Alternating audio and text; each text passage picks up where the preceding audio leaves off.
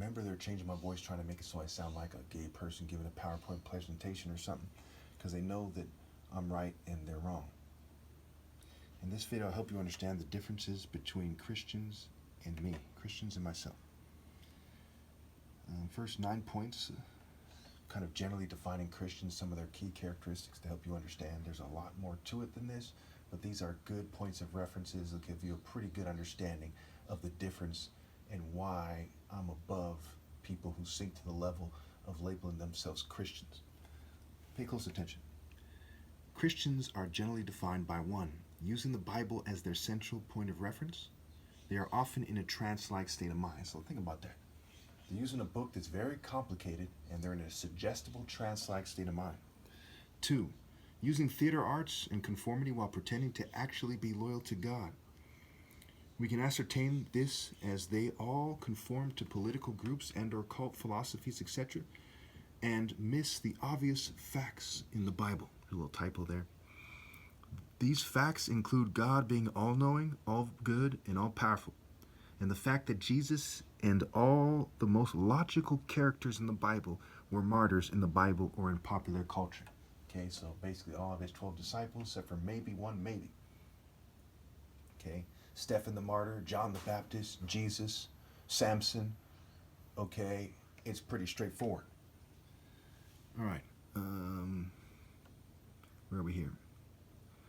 3, they tend to follow the crowd like sheep and do not think critically. So the Bible says that the Spirit's supposed to give them sound judgment, discernment. So why are they so groupie-like, right? Only rock and roll groupies in popular culture, perhaps, are more groupie-like than Christians are.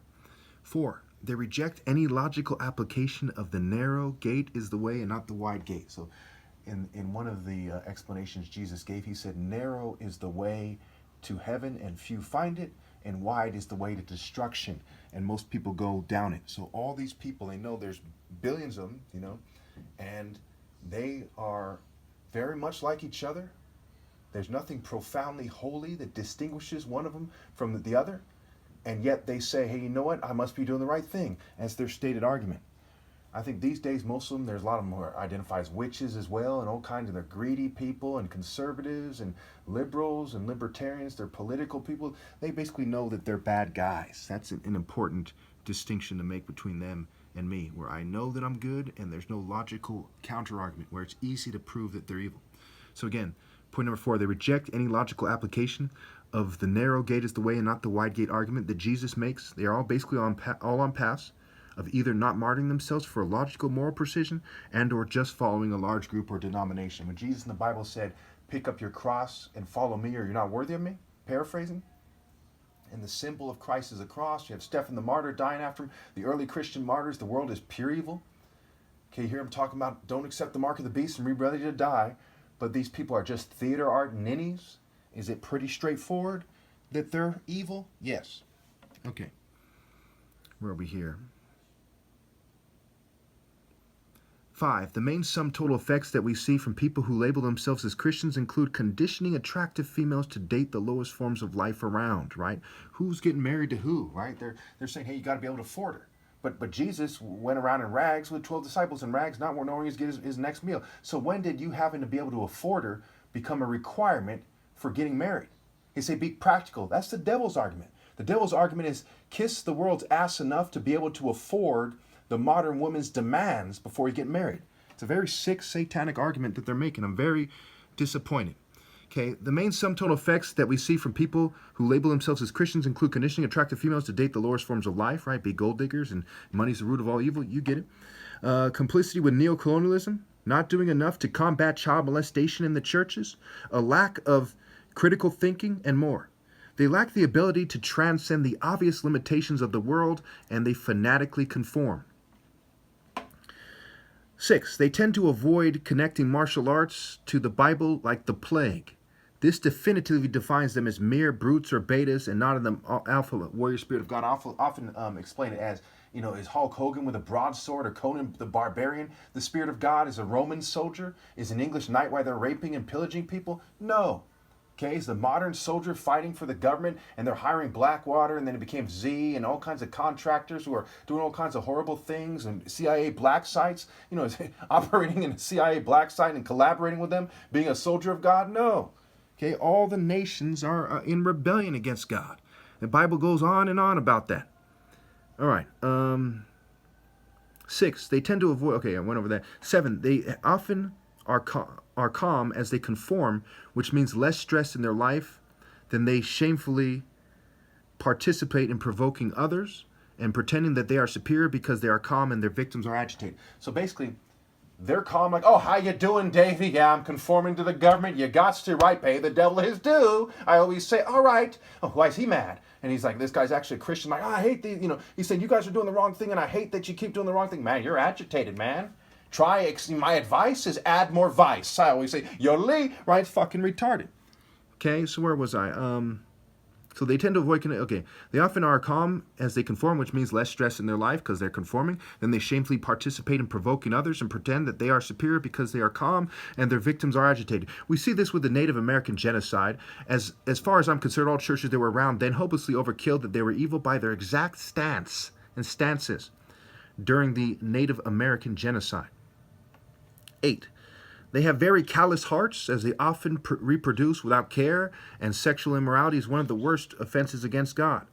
The worst form is bringing in a child that obviously will live a theater arts life or conform to the world, etc., instead of obeying God. And I said it many times, no one should reproduce. Look at the state of the world. 9. By now, you should be able to tell that they are immature like anyone else who rejects my leadership, right? They're conforming to the globalist system, neo-colonialist system, Babylon system, and how much more evil is it when you pretend that you're not? You're like, I'm using psychology and theater arts, and that's everybody but me and people like me and my, way of thinking that's allowed by these organized rape by deception types, right? They're wrong. All right. So let's I don't want to make this video too long, so let's go to the part where it describes me. Remember, this is some key characteristics to help you understand why I'm right and they're wrong. The Royal African Falcon top martial artist, dedication to God, right?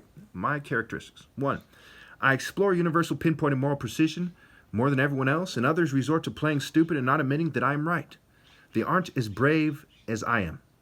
Okay, they also have told me flat out, they say, we're just not as brave as you are. Okay. 2, I have a logical way of defining the true divine order when in their Bible it says that a house divided cannot stand. One way to divide the children of God is to avoid defining the moral order correctly, especially by pretending a church order is the order. Okay, if you say, well, that's the Catholic Church, oh, that's my Orthodox Church, okay, then you're defining it wrong. Why? Because of your label? Because you're mere human rules, customs, and traditions? That's what Jesus was getting on the Pharisees about. One of the main things he got on, he said, you guys are wrong, and you're doing it wrong. And they said, well, I sit in Moses' seat. This has been the tradition since anyone can remember, and we were first. Okay, it's stupid. Okay, where was I? 3, I refer to the sharp double-edged sword of Scripture as proof of a discerning, focused, and intense, morally precise spirit. Okay, it's a sharp double-edged sword. Not trowel, not, Bible, okay? Not business kit, junior woodchuck kit, not science, chemistry kit, okay? But it is a sword because it's a warrior spirit. It's part of why they fume and poison me and change my voice and try to make it so I sound like them because they know I'm right and they're wrong and they want to confuse people. All right, 4, I have a willingness to be screened out and risk harm to myself and my family for God. And this really causes me to stand out as being of God. They say, my kids are everything. Abraham and Isaac, right? Anyone who loves their children more than Jesus is not worthy of him. Matthew 10. They say, well, what about my career? I have too much to lose. That makes you a bitch. Okay, anyway, where was I? 5, I argue that angels work angles and that they prioritize doing God's work. So they are not afraid of what will happen to their flesh. Only extreme torture could confuse this. And it does not mean anything when someone who is extremely tortured at that very moment with no way to kill themselves denies God. So if you torture someone so bad and you're burning them in the fire, like, oh, okay, you didn't prove anything, but you're an asshole that's willing to torture people and try to impress complete lunatic witches and little kids who with a crazed look in their eye that you plan to sexually molest. Okay, that is not the move here, pal. Anyway, 6, I speak of sparring While so many other people are from craftsmen and nerd families and not warriors, so they reject that sparring is a valid way to define the moral order, while they pretend that complete cowards that are allowed to be famous are valid martial artists. Outdoor sparring done in the Royal African Falcon Top Martial Arts Order shows who is the king of kings, and then he defines people's ranks in the spiritual order. There's a reason a king wears a sword. So sparring shows discipline, insight, clarity, timing, heart, dedication, etc. And you have to consider ill-gotten gains, including ill-gotten breeding. We see that the whites, Jews, and LGBT community and token minorities, they're part of reproductive cults, social clubs, military and government groups that controls reproduction. Like, make sure he gets an unhealthy chick. Oh, give Africans AIDS because they can easily beat us at sparring. Right, it's fucking retarded. That's how you overkill that you ruled out. Before your race had some chance to outmaneuver Africans, after you did that for hundreds of years, give them AIDS. Make sure that only the ones who are willing to be our bitch make it slip through the cracks. Okay, you disqualified yourselves. If you don't know that, you're one dumb fuck in denial. Anyway, where was I? 7, I have overkilled my point a million times over that no one should reproduce and that no one can be right with God after I die.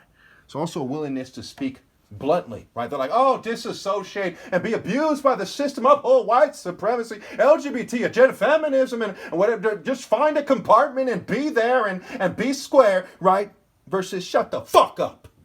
God is not a clown ass theater art punk. Okay? Obviously my way is superior.